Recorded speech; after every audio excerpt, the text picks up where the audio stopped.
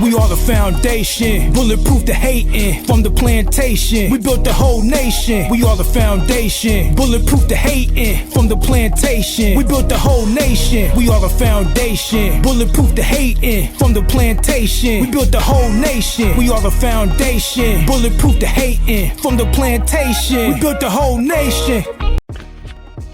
Woody's Cheesesteaks continues to disrespect the sister Darlene McCoy.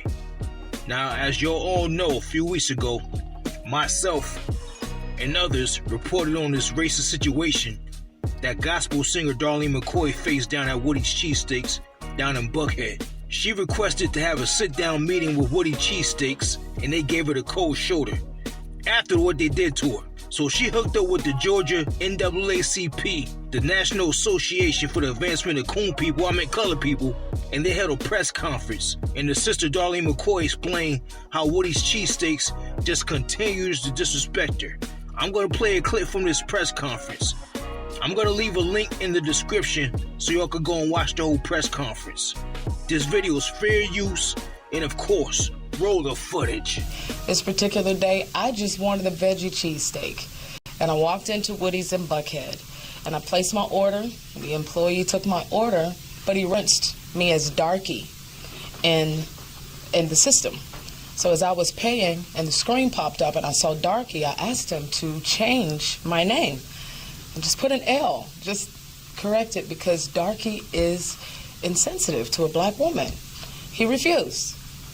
So I asked him again. I said, could you just take that off, change the name? Could you correct it for me? He still refused. So at that point, I said, just forget the sandwich. Could you refund my money? And he still refused. And unfortunately, at this particular time, as I do, I just kind of sat back and just thought about it. Like, how do you fix a situation like this? How can you fix this? And I've just kind of went back over, thank God for Google reviews and thank God for Yelp, because that's where our consumers will go and express themselves and to tell people, about their poor experiences. And even with Yelp and Google reviews, it does not mean that an owner, a business owner, or a manager is going to look at the reviews and see what it is that you have to say. But gratefully, I had a platform to be able to bring attention to something that was already on Google review and Yelp about this particular facility. And had I seen that, I probably wouldn't have gone in the first place. But I did. But one of the things that I thought about is that the normal consumer doesn't have my platform. So one of the resolutions that I feel is very important for us, for everyone as consumers, is something that I've created in the midst.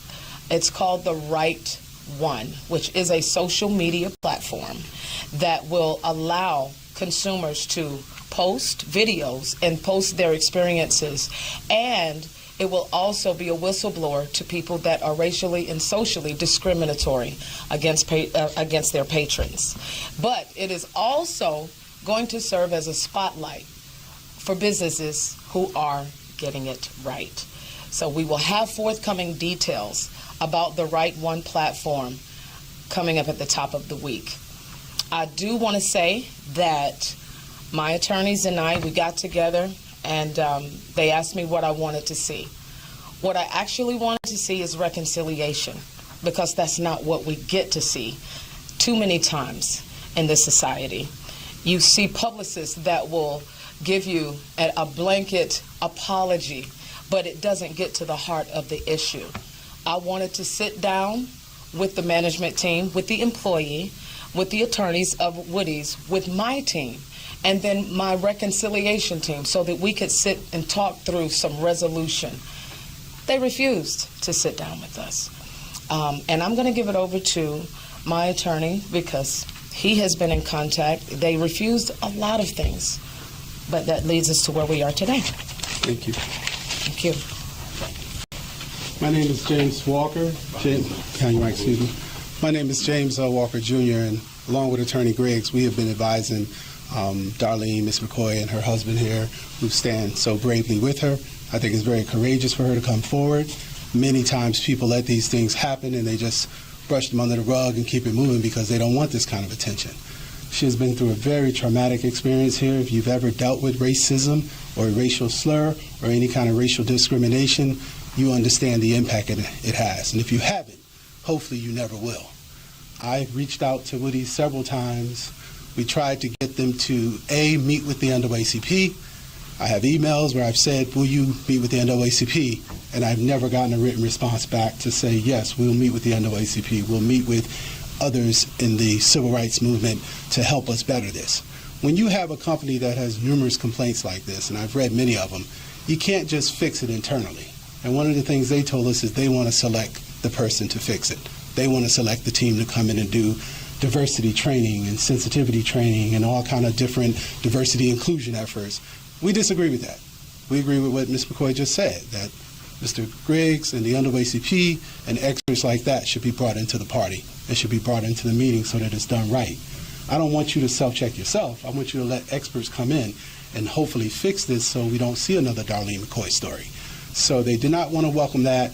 As Darlene alluded to, they were very reluctant to meet with us. Sometimes I think these companies think they can write a check and this will all go away, or they think they can just offer you something. This is bigger than that. We want to send a message to not just Buckhead. We want to send a message throughout the region, throughout the state, throughout the country that it's time's up. As Darlene said, they got the right one today. They got the right one. Now, me personally, I don't agree with her requesting help from the NAACP because, as we all know, they do nothing for black people. All they do is hold press conferences and make empty promises. We have done more to help this situation than the NAACP. People like me, y'all listening, and the rest of the foundational Black American family has done more in this situation than the NAACP. That was us who shut Woody's Cheesesteaks down. That was us who went down there and made phone calls and blew up the inbox and made them switch to online orders only. That was us who did that. That was us who shut their ass down, not the NAACP. We did more for the situation than the NAACP did. That's a fact. Now you got people making excuse. You notice every time a foundational Black American gets in a racist situation, people try to make excuses for it. No, you know what the excuse is, right? Technically, you can't say this is a racist situation because the person was a brown Latino. Whoever said only white people can be racist against black people? Who said that? So what? It was a brown-skinned Latino. He called her darky. They said he's like a recent immigrant. So, he didn't speak English. He knew what he was saying when he called her darky. He knew what he was saying. He knew what he was saying, but he didn't know what he was saying. Let me explain something to y'all immigrants. And no, YouTube, this is not hate speech. I'm simply about to give a history lesson so people can understand the impact of what they're doing. A lot of these immigrants that come to the United States do not understand the politics or the real history of the United States. Rule number one, y'all don't know the history of that word darky. Y'all play around thinking this joke called people. Y'all don't know the history behind that word. You cannot call a foundational Black American from the South, in the South, darky. Y'all don't know the history behind that word. I'm from the North, but my family's from the South. This situation happened down in Georgia. My father was born in the 19th in the Jim Crow South in Savannah, Georgia.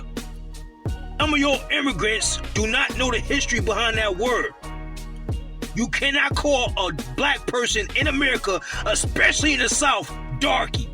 That employee is lucky she was by herself, because if she was with a foundational Black American man, I can't say on YouTube what might have happened. Allegedly.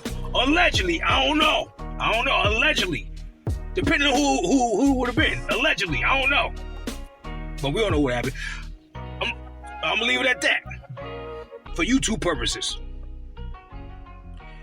all my foundational Black American family, if you're down in Georgia, or if you're ever going to be down in Georgia, just totally stop eating at Woody's Cheesesteaks, period.